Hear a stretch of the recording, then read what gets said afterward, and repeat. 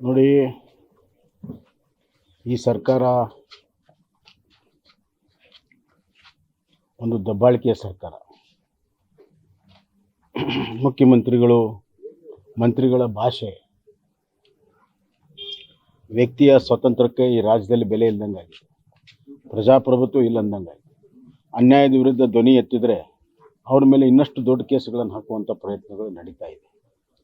ಒಂದು ರೀತಿಯಲ್ಲಿ ಇದನ್ನೆಲ್ಲ ನೋಡಿದಾಗ, ಜನರ ಧ್ವನಿಯನ್ನು ಹತ್ತಿಕ್ಕುವಂಥ ಪದೇ ಪದೇ ಈ ವಿಚಾರಗಳನ್ನು ನೋಡಿದಾಗ, ಮತ್ತು ಅವರ ಪಕ್ಷದವ್ರು ಮಾಡಿರುವಂಥ ಹಲವಾರು ಪ್ರಕರಣಗಳನ್ನು ಮುಚ್ಚಾಕುತ್ತಿರುವುದನ್ನು ನೋಡಿದಾಗ, ದಲಿತರ ಮೇಲೆ, ದಲಿತರ ಮಹಿಳೆ ಮೇಲೆ ಅತ್ಯಾಚಾರ ಆಗ್ತಿರುವುದನ್ನು ನೋಡಿ ಸುಮ್ಮನೆ ಕೂತಿರುವಂಥ ಈ ಸರ್ಕಾರ ಒಂದು ರೀತಿಯಲ್ಲಿ ಅಘೋಷಿತವಾಗಿರುವಂಥ ಎಮರ್ಜೆನ್ಸಿ ಇದೆ, ಭಯದ ವಾತಾವರಣ ಇದೆ. ಅಯೋಧ್ಯದಲ್ಲಿ ರಾಮ ಮಂದಿರ ಆಗುವಂಥ ಈ ಸಂದರ್ಭದಲ್ಲಿ ಕರ್ನಾಟಕದಲ್ಲಿ ಭಯ ಹುಟ್ಟಿಸುವಂಥ ಹಲವಾರು ರೀತಿಯ ಪ್ರಯತ್ನಗಳು ನಡೆದಿದೆ. ಅದರಲ್ಲಿ ಇದು ಒಂದು ಕೂಡ. ಆ ಕರಸೇವಕನ ಶ್ರೀಕಾಂತ್ ಯಾವುದೇ ಕೇಸ್ ಇಲ್ಲದಿದ್ದರೂ ಕೂಡ, ಈಗ ಅರೆಸ್ಟ್ ಆಗಿರುವಂಥದ್ದು ಕೂಡ ಕೇಸ್ ಇಲ್ಲ, ಆದರೂ ಕೂಡ ಅವರನ್ನು ಒಳಗಡೆ ಹಾಕಿದರು. ಇದು ಎಮರ್ಜೆನ್ಸಿಯಲ್ಲಿ ಮಾತ್ರ ಆಗ್ತಿತ್ತು. ಕೇಸ್ ಇಲ್ಲದೆ ಒಳಗಡೆ ಹಾಕುವಂಥದ್ದು ಎಮರ್ಜೆನ್ಸಿಯಲ್ಲಿ ಮಾತ್ರ ಆಗ್ತಿತ್ತು. ಒಳಗಡೆ ಹಾಕಿದ ಮೇಲೆ ಕೇಸ್ ಆಗ್ತಿತ್ತು. ಅದೇ ಮಾದರಿ ಇವತ್ತು ನಡೆದಿದೆ. ನಾನು ಹೇಳ್ತೀನಿ, ಈ ಕೇಸ್ ಹಾಕಿರುವಂಥ ಪೊಲೀಸ್ ಅಧಿಕಾರಿಗಳು, ಹಿರಿಯ ಪೊಲೀಸ್ ಅಧಿಕಾರಿಗಳು, ಮಂತ್ರಿಗಳು, ಇವರೆಲ್ಲ ಜವಾಬ್ದಾರಿ ಅದಕ್ಕೇನು ಉತ್ತರ ಕೊಡೋಕ್ಕೆ ಇವ್ರಿಗೆ ಸಾಧ್ಯ ಆಗ್ತಾ ಇಲ್ಲ. ಕನಿಷ್ಠ ಪಕ್ಷ ಸೌಜನ್ಯ ಕ್ಷಮನೂ ಕೂಡ ಕೇಳ್ತಾ ಇಲ್ಲ. ದುರಹಂಕಾರಿಯ ಈ ವರ್ತನೆ ಜನ ಬಾಳ್ದು ಸಹಿಸೋದಿಲ್ಲ. ಹೀಗಾಗಿಯೇ ಎಮರ್ಜೆನ್ಸಿಯ ವಿರುದ್ಧ ಸಿಡಿದೆದ್ದು ಜನ ಬದಲಾವಣೆಯನ್ನು ತಂದರು. ಅದೇ ರೀತಿ ಕರ್ನಾಟಕದಲ್ಲೂ ಕೂಡ ಕೇವಲ 6-7 ತಿಂಗಳಲ್ಲಿ ಇವರ ದಾಷ್ಟ್ಯ, ಇವರ ಅಧಿಕಾರದ ಮದ, ಇದು ಎಂದೂ ಕೂಡ ಜನ ಸಹಿಸೋದಿಲ್ಲ. ಕರ್ನಾಟಕ ಜನ ಸ್ವಲ್ಪೇ ದಿವಸದಲ್ಲಿ ಜನವಿರೋಧಿ ಎಲ್ಲ ಕೆಲಸಗಳಿಗೆ ಮತ್ತು ಅಭಿವೃದ್ಧಿ ಶೂನ್ಯ, ತಮ್ಮ ಅಭಿವೃದ್ಧಿಯ ವೈಫಲ್ಯವನ್ನು, ಹಣಕಾಸಿನ ನಿರ್ವಹಣೆಯ ವೈಫಲ್ಯವನ್ನು ಮುಚ್ಚಿಕೊಳ್ಳಲು ಈ ಥರ ದಿನಕ್ಕೊಂದು ಸೃಷ್ಟಿಯನ್ನು ಮಾಡ್ತಾ ಇದ್ದಾರೆ. ಜನ ಸಹಿಸೋದಿಲ್ಲ. ನಾವು ಇದರ ವಿರುದ್ಧ ತೀವ್ರವಾದಂಥ, ಸುದೀರ್ಘವಾದಂಥ ಹೋರಾಟವನ್ನು ರಚನೆ ಮಾಡ್ತೇವೆ. 8ನೇ ತಾರೀಕು ಚಿಂತನ ಮಂಥನ ಸಭೆ ಇದೆ. ಅದರಲ್ಲಿ ಎಲ್ಲ ವಿಷಯಗಳು ಚರ್ಚೆ ಆಗ್ತವೆ. 9ರಂದು ಬೃಹತ್ ಪ್ರತಿಭಟನೆ ಹಮ್ಮಿಕೊಂಡಿದ್ರು ಸರ್, ಏನಾಯ್ತು ಸರ್ ಪ್ಲಾನ್ ಬಿಜೆಪಿ? ಅದು 8ನೇ ತಾರೀಕು ತೀರ್ಮಾನ ಆಗ್ತದೆ. ಎಲ್ಲ ಹಿರಿಯರು ಇರ್ತಾರೆ, ನಮ್ಮ ಯುವ ಅಧ್ಯಕ್ಷರು ಇರ್ತಾರೆ, ಎಲ್ಲರೂ ಸೇರಿ ತೀರ್ಮಾನವನ್ನು ಮಾಡ್ತಾರೆ. ಸರ್, ಈಗ ಇಡೀ ದೇಶವೇ ರಾಮಮಯವಾಗಿದೆ, ಸಾಕಷ್ಟು ಕನಸುಗಳು ನೆನಪಾಗಿತ್ತು. ಕಾಂಗ್ರೆಸ್ ನಾಯಕರಿಗೆ ಸಹಿಸಕ್ಕಾಗ್ತಿಲ್ಲ, ದಿನ ಒಂದು ಹೇಳಿಕೆ ಕೊಡ್ತಾರೆ. ಅದು ನಾನು ಮೊನ್ನೆನೇ ಹೇಳಿದ್ದೀನಿ. ಅವ್ರಿಗೆ ರಾಮ ಮಂದಿರ ಆಗಬಾರ್ದು ಅಂತ 30 ವರ್ಷದ ಸತತವಾದಂಥ ಪ್ರಯತ್ನ. ಇವತ್ತು ರಾಮ ಮಂದಿರ ಆಗ್ತಿರುವಂಥದ್ದು ಭಾರತೀಯರ ಎಲ್ಲ ಕನಸು ನೆನೆಸಾದರೆ ಕಾಂಗ್ರೆಸ್ಸಿನ ಆಗಬಾರ್ದನ್ನುವಂಥ ಕನಸು ಭಗ್ನ ಆಗ್ತಾ ಇದೆ. ಹೀಗಾಗಿ ಅದನ್ನು ಜೀರ್ಣಿಸ್ಕೊಳ್ಳೋಕೆ ಆಗ್ತಾ ಇಲ್ಲ ಅವರಿಗೆ. ಅದಕ್ಕೆ ಇಲ್ಲಿ ಅಲ್ಲ, ಅವರ ಆಡಳಿತ ಇರುವ ಎಲ್ಲ ರಾಜ್ಯದಲ್ಲೂ ಈ ಥರ ದುರ್ಘಟನೆಗಳು ನಡೀತಾ ಇದ್ದಾವೆ. ಆದರೆ ಈಗಾಗಲೇ ರಾಮ ಮಂದಿರ ಭವ್ಯವಾಗಿ ಎದ್ದಿದೆ, ಜನರ ಅಭಿಲಾಷ ಇದೆ. ಎಲ್ಲಿ ಭಕ್ತರ ಒಂದು ಅಭಿಲಾಷೆ ಇರ್ತದೆ, ಅಲ್ಲಿ ದೇವರು ಇರ್ತಾನೆ. ಹೀಗಾಗಿ ಶ್ರೀರಾಮ ದೇವರ ಒಂದು ಕೃಪಾನೂ ಕೂಡ ಆ ಮಂದಿರ ನಿರ್ಮಾಣ ಮಾಡಿದ್ರಲ್ಲಿ, ಅದರಲ್ಲಿ ಭಾಗವಹಿಸಿದವ್ರ ಬಗ್ಗೆ ನಿರಂತರವಾಗಿರ್ತದೆ.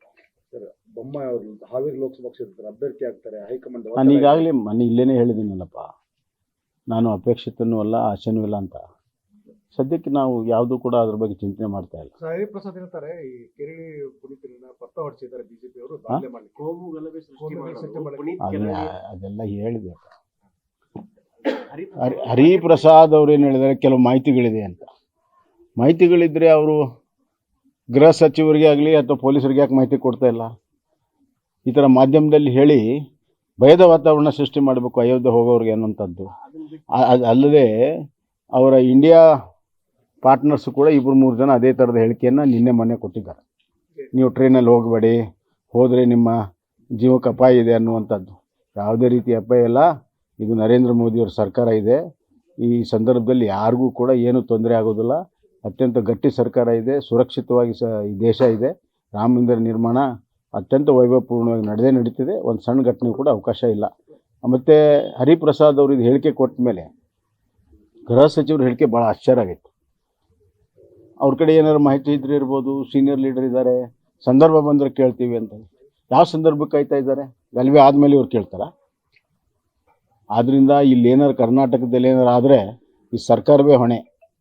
ಸರ್, ಅದ್ರ ಆಚೆಗೆ ನಿನ್ನೆ ಒಂದು ಟ್ವೀಟ್ ಮಾಡ್ಯಾರ ಸರ್. ಈ ಪುನೀತ್ ಕೆರಳಿಯನ್ನು ಬಳಸಿಕೊಂಡು ಬಿಜೆಪಿಯವರು ಕೋಮು ಗಲಭೆಗೆ ಹೊರಡಿಸೋಕೆ ಪತ್ರ ಹೊರಡಿಸಿದ್ದಾರೆ. ವಾಟ್ಸಪ್ ಗ್ರೂಪ್ಗಳಲ್ಲಿ ಕೋಮು ಗಲಭೆ ಸೃಷ್ಟಿ ಮಾಡಕ್ಕೆ ಬಿಜೆಪಿನೇ ಕಾರಣ ಅಂತ ಹೇಳಿ. ನೋಡಿ, ಪ್ರವೀಣ್ ಕೇಸ್, ಪುನೀತ್ ಕೇಸ್ ಆಗಲಿ, ಇನ್ನೊಂದು ಕೇಸ್ ಆಗಲಿ, ಇವೆಲ್ಲ ಕಾಂಗ್ರೆಸ್ಸಿನ ಒಂದು ದಬ್ಬಾಳಿಕೆಯ ರಾಜಕೀಯ ಒಂದು ಇದು. ಅವರು ತಮ್ಮ ತಪ್ಪನ್ನು ಮುಚ್ಕೊಳ್ಳೋ ಸಲುವಾಗಿ ಯಾವಾಗಲೂ ಕೂಡ ಬಿ ಜೆ ಪಿಯನ್ನು ಕೋಮವಾದಿ ಪಕ್ಷ ಅಂತ ಕರೀತಾರೆ. ನಿಜವಾದಂಥ ಕೋಮವಾದಿ ಯಾರಾದರೂ ಇದ್ದರೆ ಅದು ಕಾಂಗ್ರೆಸ್ ಪಕ್ಷ.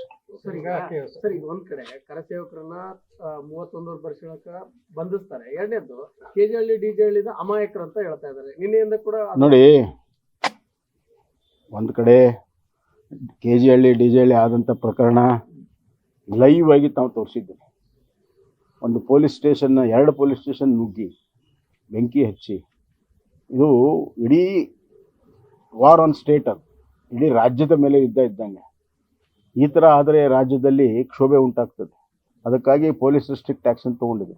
ಮತ್ತು ಪೊಲೀಸರ ಆ್ಯಕ್ಷನನ್ನು, ಆ ಒಂದು ಇಂಕ್ವೈರಿಯ ಇದನ್ನು ಮೊನ್ನೆ ಕಾಂಗ್ರೆಸ್ ಸರ್ಕಾರವೇ ಒಪ್ಕೊಂಡಿದೆ.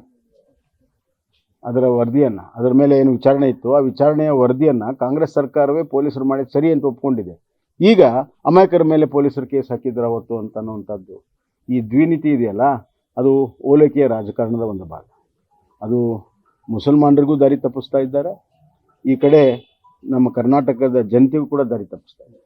ಬೆಂಗಳೂರಿನಿಂದ ಮಂಗಳೂರುವರೆಗೆ, ಬೀದರ್ನಿಂದ ಚಾಮರಾಜನಗರದವರೆಗೆ ನಿಮ್ಮ ಸುದ್ದಿ ನಿಮ್ಮದೇ ಭಾಷೆಯಲ್ಲಿ ಕರ್ನಾಟಕ ತಕ್.